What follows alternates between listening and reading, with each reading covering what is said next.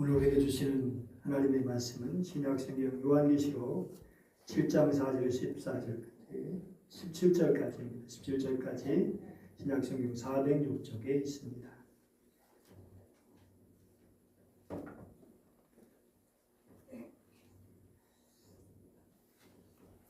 교독해서 읽겠습니다. 내가 인침을 받은 자의 수를 들으니 이스라엘 자손의 각 지파 중에서 인침을 받은 자들이 14만 4천이니 유다 지파 중에 인침을 받은 자가 1만 2천이요 르우벤 지파 중에 1만 2천이요 갓 지파 중에 1만 2천이요 아셀 지파 중에 1만 2천이요 납달리 지파 중에 1만 2천이요 므낫세 지파 중에 1만 2천이요 시몬 지파 중에 1만 2천이요 레위 지파 중에 1만 2천이요 이사갈 지파 중에 1만 2천이요 스불론 지파 중에 1만 2천이요 요셉 지파 중에 1만 2천이요 비냐민 지파 중에 인침을 받은 자가 1만 2천이라. 이 우리들의 내방이 하나라와 소수와 백성과 방에서 아무도 있을 수 없는 큰 비가 나와 기운을 입고 손에 종려가지를 들고 보좌 앞과 어린 양 앞에 서서 큰 소리로 외쳐 이르되 구원하심이 보좌에 앉으신 우리 하나님과 어린 양에게 있도다 하니 모든 천사가 보좌와 장로들과 내 생물의 주위에 서 있다가 보좌 앞에 엎드려 얼굴을 내고 하나님께 경배하여 이르되 아멘. 찬송과 영광과 지혜와 감사와 존귀와 권능과 힘이 우리 하나님께 세세토록 있을지어다. 아멘 하더라. 장로 중 하나가 응답하여 나에게 이르되 이 모든 천사들이 누구며 또 어디서 왔느냐. 내가 말하기를 내 주여 당신이 아시나이다 하니 그가 나에게 이르되 이는 큰 환난에서 나오는 자들인데 어린 양의 피에 그 옷을 씻어 희게 하였느니라. 그러므로 그들이 하나님의 보좌 앞에 있고 또 그의 성전에서 밤낮 하나님을 섬기되 보좌에 계시다가 그들 위에 장막을 치시니 그들이 다시는 줄이지도 아니하며 목마르지도 아니하고 해나 아무 뜨거운 기운에 상하지도 아니하리니 이는 보좌 가운데 계신 어린 양이 그들의 목자가 되사 생명수 샘으로 인도하시고 하나님께서 그들의 눈에서 모든 눈물을 씻어 주실 것입니다. 아멘. 사람이 살아가면서 그냥 만나고 싶지 않은 인생의 불청객이 있다면 그것은 알 수 없는 고난, 예견할 수 없는 환난이나 어려움일 것입니다. 사람 누구나 이 불청객을 원하지도 청하지도 않는데 참으로 아이러니한 것은 이 고난이나 환난 등 어려움은 우리에게 살아가는 삶의 현장에 가까운 곳에 기다리고 있었던 것처럼 어느 날 갑자기 나타나기도 합니다.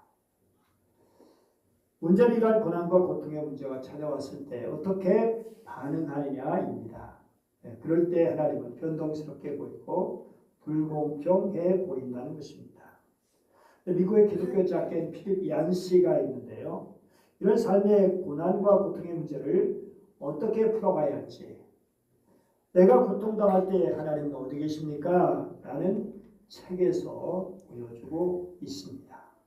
보통 사람들은 고난과 고통을 만났을 때 일반적으로 분노하거나 절망하거나 좌절하는 식으로 반응합니다. 그럴 때 필립 얀시는 이런 일반적인 반응과 성경에서 제시하는 바람직한 반응을 비교 분석해 하면서 그 해답을 찾아가려고 합니다. 그는 야고보서, 베드로 전서, 고린도후서 등 신약 성경의 여러 본문을 인용하며 고통에 대한 기독교의 자세에 대해서 설명합니다. 중요한 것은 고통이라고 하는 것은 하나님께 향하게 하는 계기가 될 수 있다라는 것입니다. 요한계시록 중심 주제는 무엇일까요?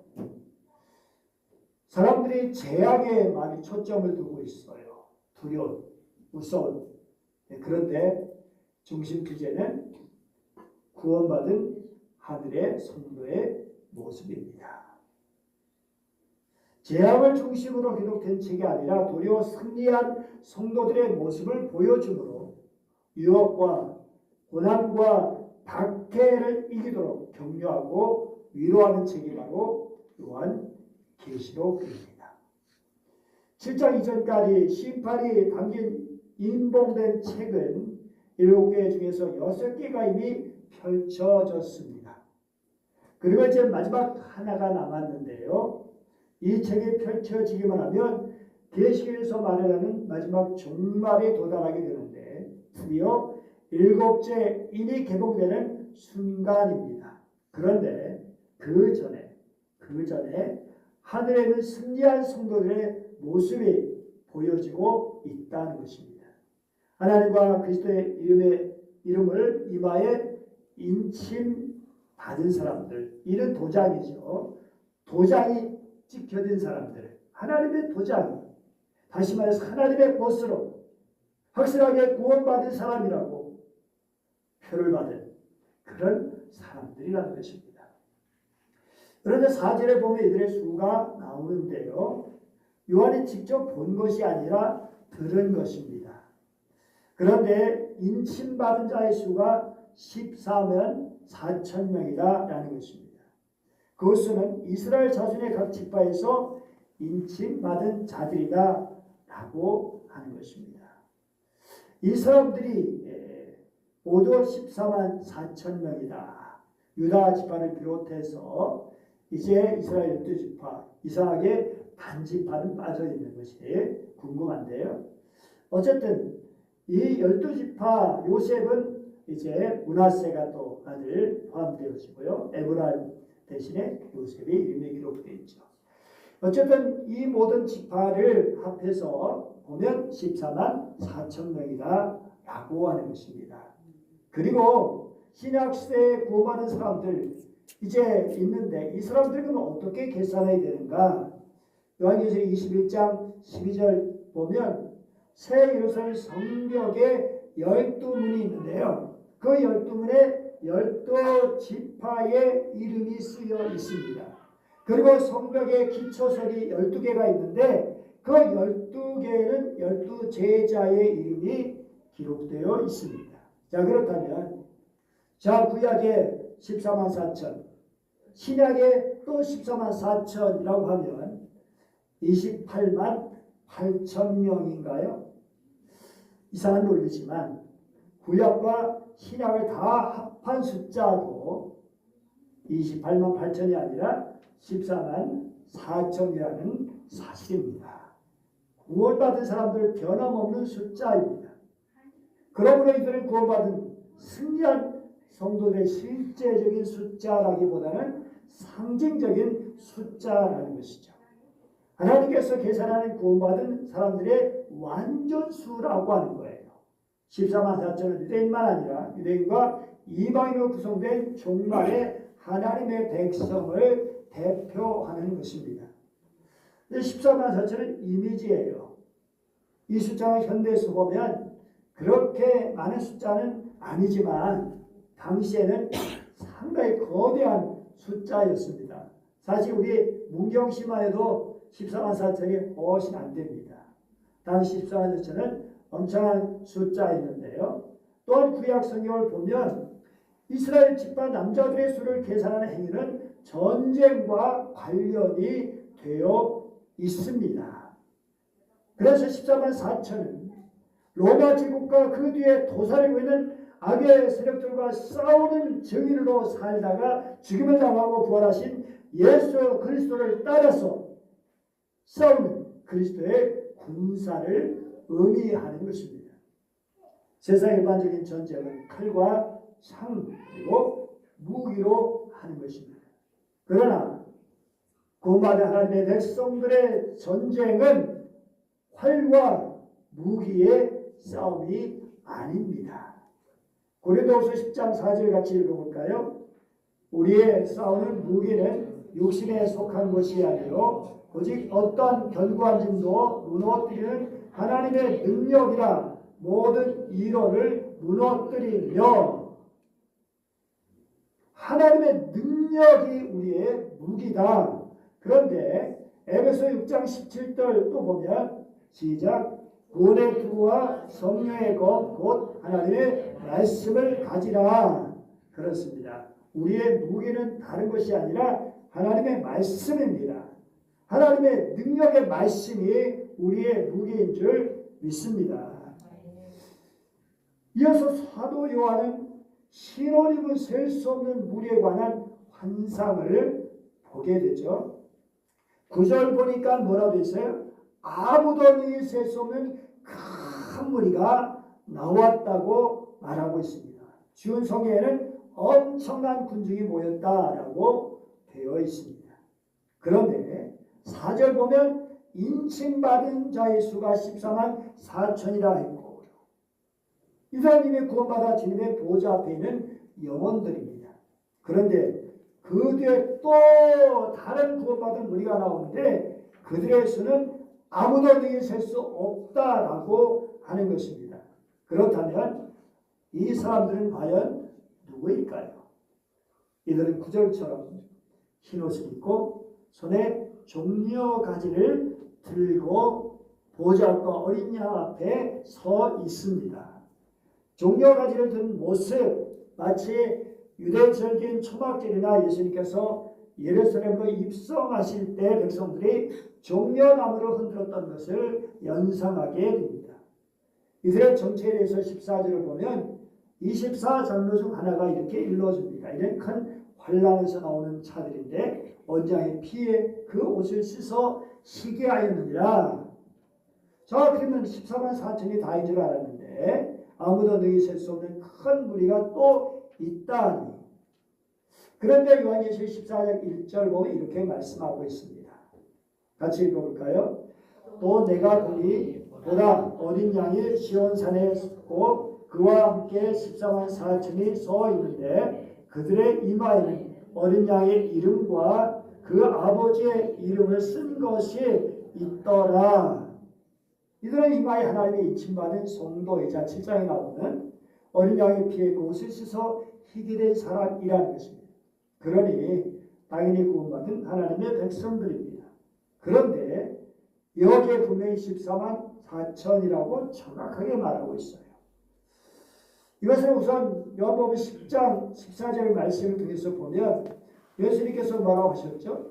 나는 내 양을 알고 양도 나를 안다라고 하십니다. 그렇습니다. 14만 4천이라 표현한 것은 주님께서 한 사람 한 사람을 정확히 아신다라고 하는 것입니다. 아무리 숫자가 많아도 상관없어요. 주님은 한 사람 한 사람을 소중히 여기시고 관심을 가지시고 사랑하신다라는 사실입니다. 여러분, 그러므로 우리 주님은 우리도 아십니다.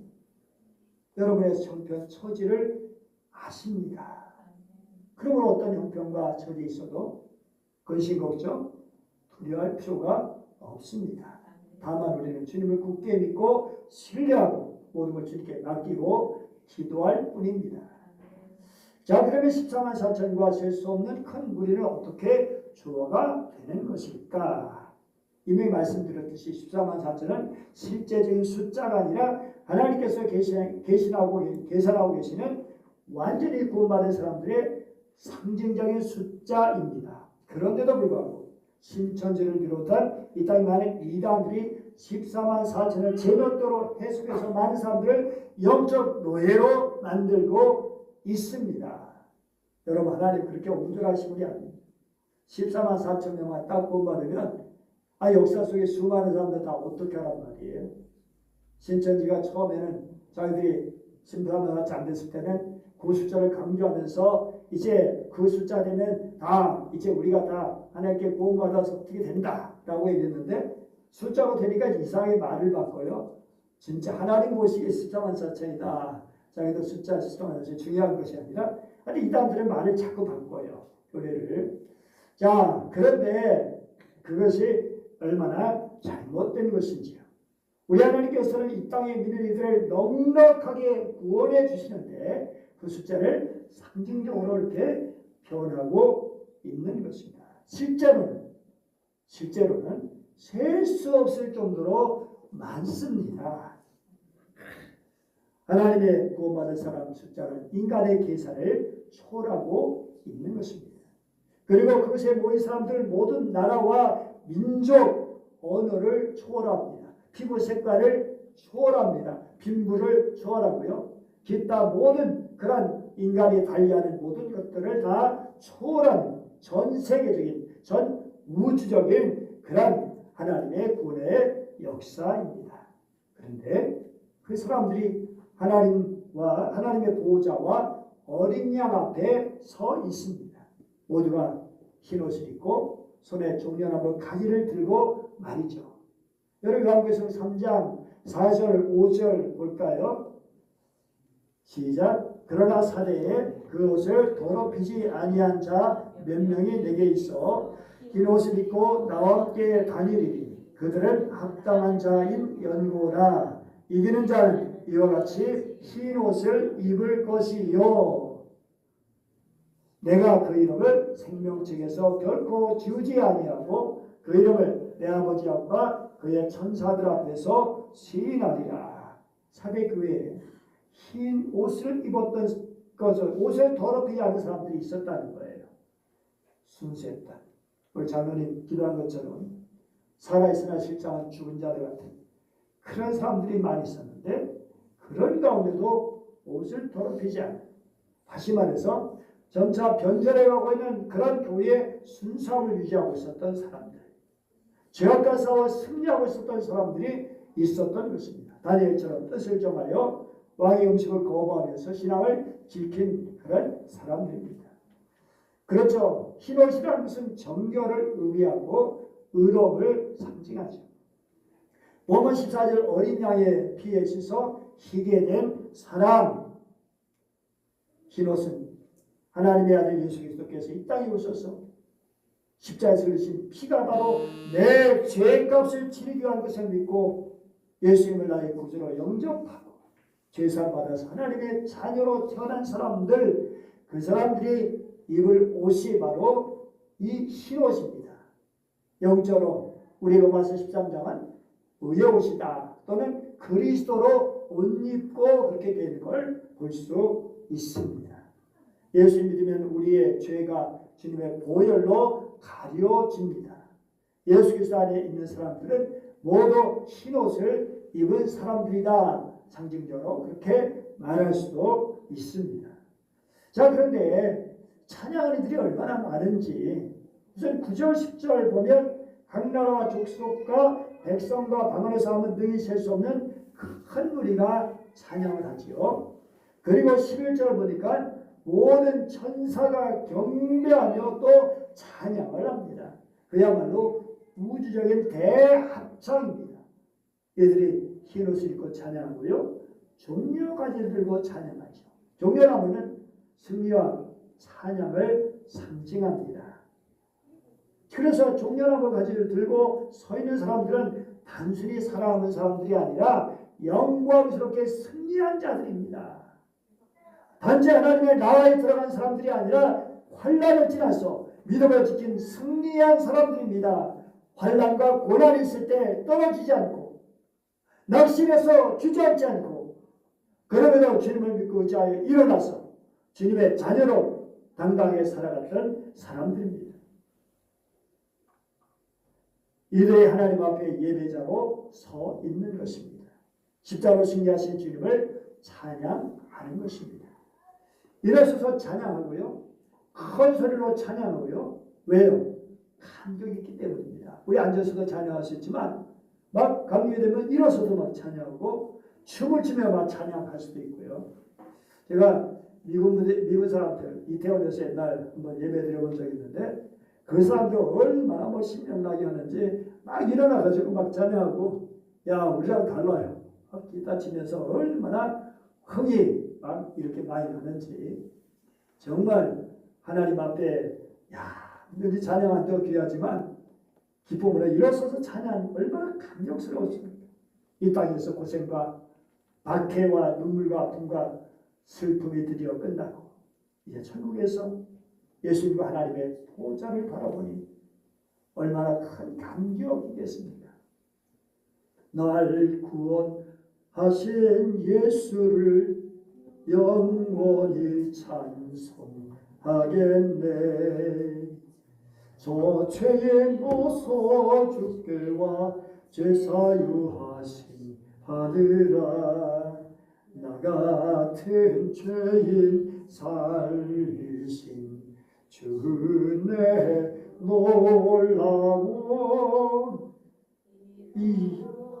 계속하고 싶죠. 예. 우리 천사들 엎드려 얼굴을 땅에 대고 찬양을 해요. 너무 감격스러웠어요. 요한 예수님의 그 분위기의 그 느낌을 여러분 좀 느껴봤으면 좋겠어요. 사도 요한이 얼마나 감격스러웠을까요? 이 땅에서는 고난입니다. 박해입니다. 수많은 사람들이 죽어가기도 하고 수많은 사람들이 정말 심한 어려움을 겪고 있어요. 그런데 하늘을 바라보니까 그 영광스러운 모습들, 그 감격스러운 모습들, 그러니 입이 딱 벌어질 수밖에 없고 또 눈물이 나올 수도 있고 갑자기 차서 정말 이러한 신앙생활이 있습니다. 이런 감격이 있을 때 우리 신앙생활에 활력이 있게 되는 것이고요. 그 어떤 어려움과 고난도 이겨낼 줄 믿습니다. 찬양 내용이 있는데요. 우리 권주사님 이제 반주할 준비를 해주시고요. 비전 찬양이죠.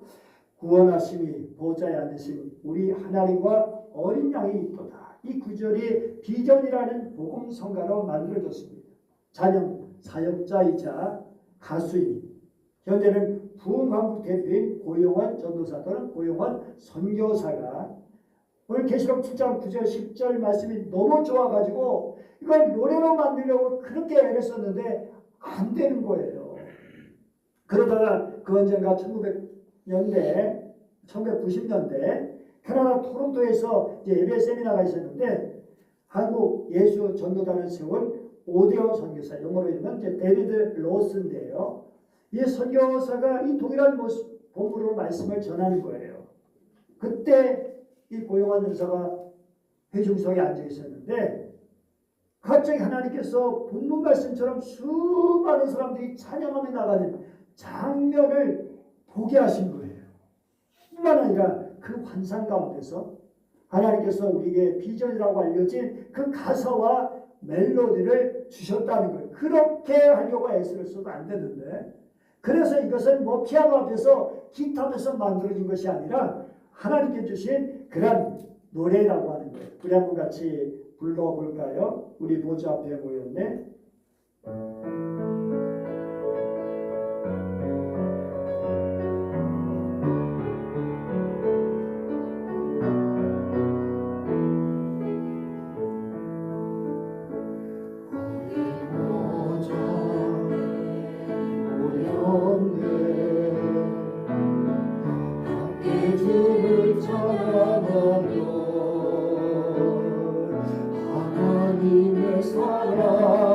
그 아들 주셨네. 그의 기쁨 구원받았네. 십자가에서 쏟으신 그 사랑 강나같이 온 땅에 흘러 각 나라와 족속 백성 가운데서 구원받고 주 경배드리며 일어서 살 수 있습니다. 구원하심의 보좌에 앉으신 우리 하나님과 어린 양께 있도다. 구원하심의 보좌에 앉으신 우리 하나님과 어린 양께 있도다.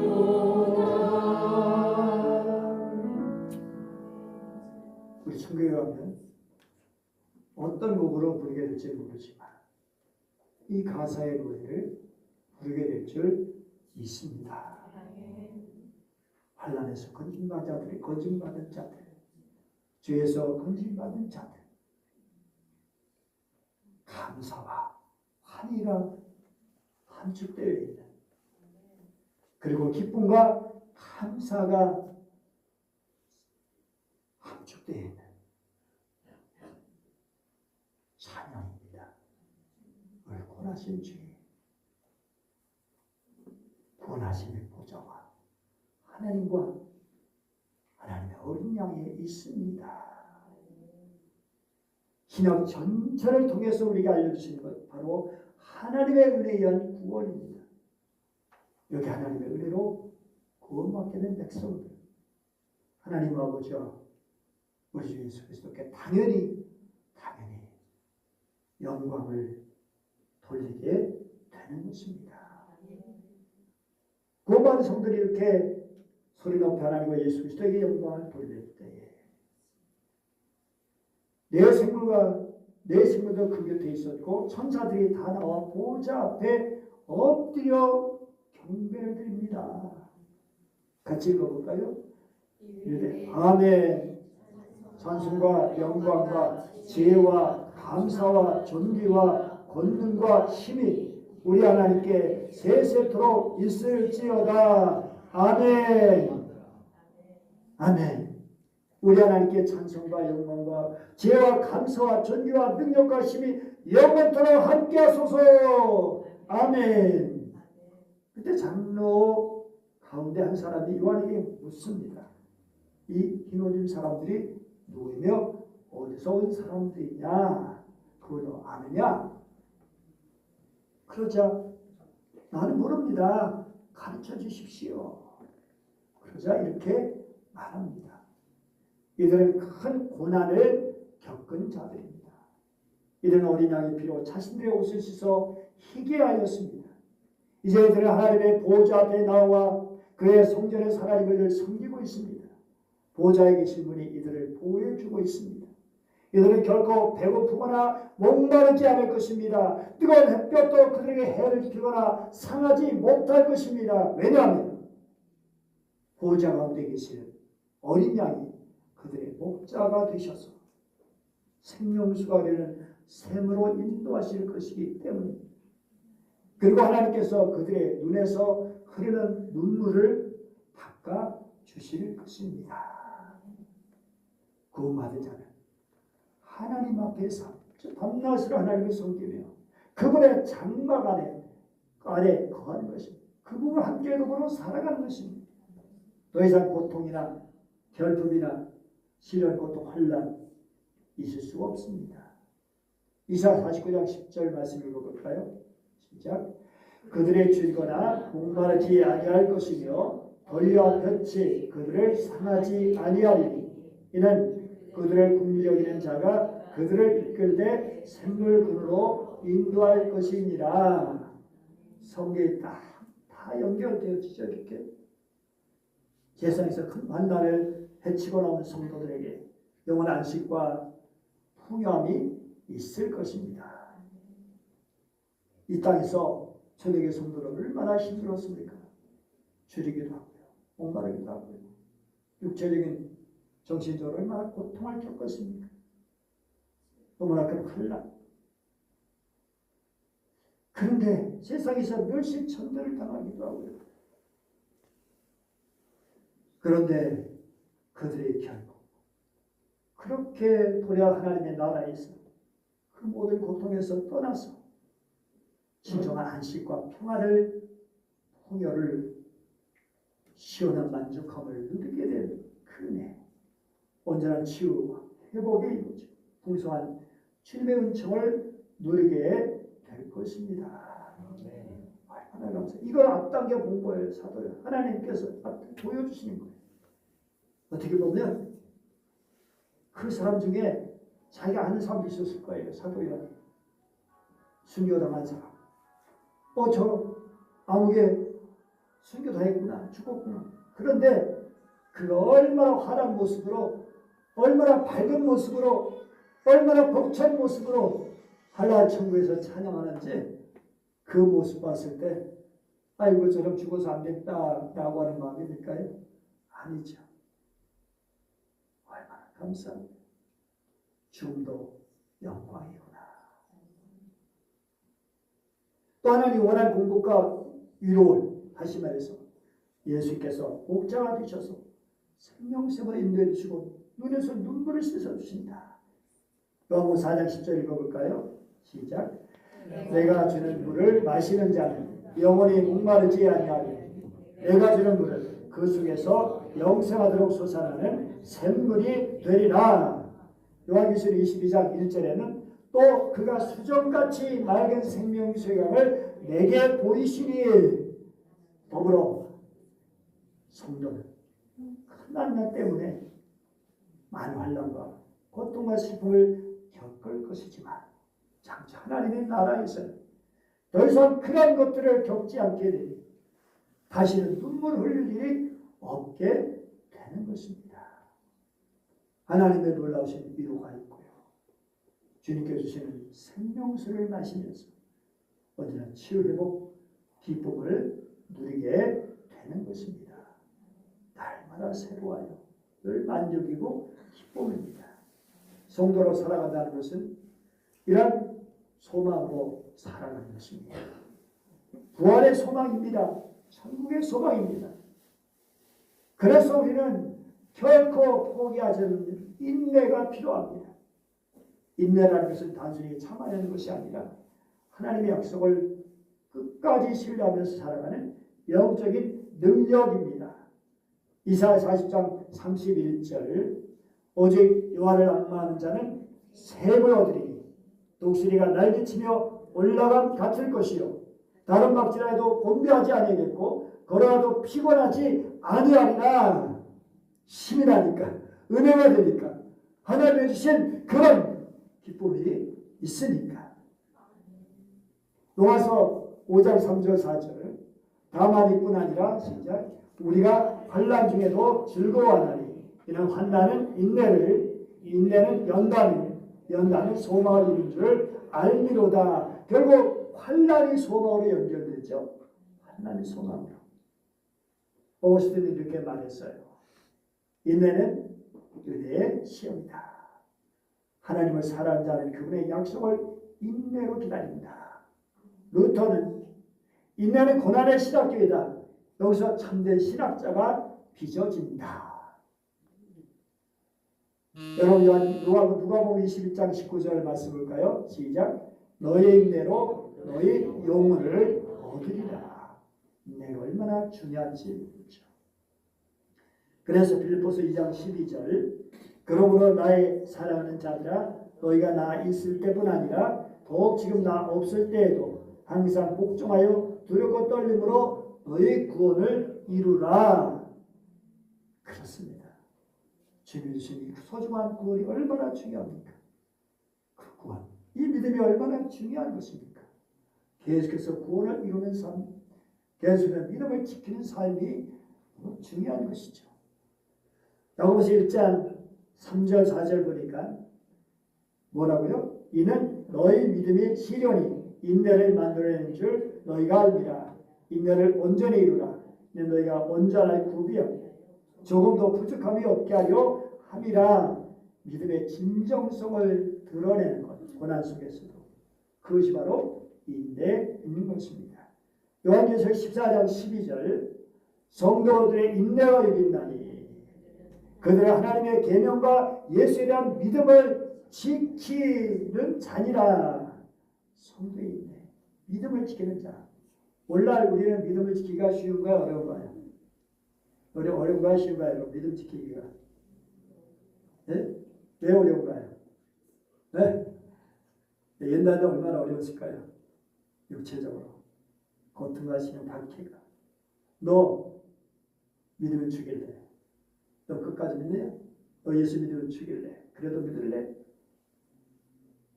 그때 인내가 필요하죠. 오늘 우리에게도 인내는 당연히 필요합니다. 우리가 이렇게 인내하면서 참는 것만이 아니라 감사가 있죠. 찬양이 있죠. 에베소 5장 19, 20절 시작. 시와 찬송과 시와 노래들로 서로 화독하며 너희 마음으로 주께 노래하며 찬송하며 범사에 우리 주 예수 그리스도의 이름으로 항상 아버지 하나님께 감사하며 찬양과 감사와 찬양입니다. 범사에 감사하죠. 힘들어도 감사, 어려도 감사, 고난하게도 감사, 이해할 수 없는 일을 겪게 돼도 감사요 찬양입니다. 오늘 주님께서 우리에게 주신 말씀입니다. 같이 읽어보죠. 모든 눈물을 그 눈에서 닦아주시니 다시는 사망이 없고 애통하는 것이나 곡하는 것이나 아픈 것이 다시 있지 아니하리니 처음 것들이 다 지나갔습니다. 다 지나가는 것입니다. 우리의 삶은 다 지나갑니다. 좋든 싫든 어떤 일은 다 지나가는 것입니다. 그러나 하나님 영원하십니다. 하나님의 말씀은 영원합니다. 그리고 하나님의 뜻을 행하는 자는 영원히 거합니다. 기도하겠습니다. 은혜로우신 하나님 아버지 감사드립니다. 오늘 이렇게 구원받은 자들이, 승리한 자들이 하나님 나라에서 이렇게 찬양을 드리는 그 귀한 모습을 앞당겨서 볼 수 있게 해주시니 감사드립니다. 하나님 아버지, 이 모습이 바로 우리의 모습이 될 줄 믿습니다.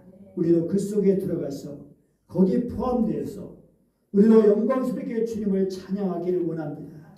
흰 옷을 입고 정령화를 입고 승리하신 주님께 감격하며 문의 보좌 앞에서 하나님과 어린 양에게 정말 이렇게 찬양하며 주님께 영광을 드리는 그날을 생각하면서 그 영광과 기쁨과 그 공락과 그 놀라운 감격스러운 일을 생각하면서 오늘 이 땅을 하루하루 인내하며 믿음으로 소망으로 사랑으로 그리고 감사와 찬양으로 살아가게 하여 주시옵소서. 주 예수의 이름으로 기도드립니다.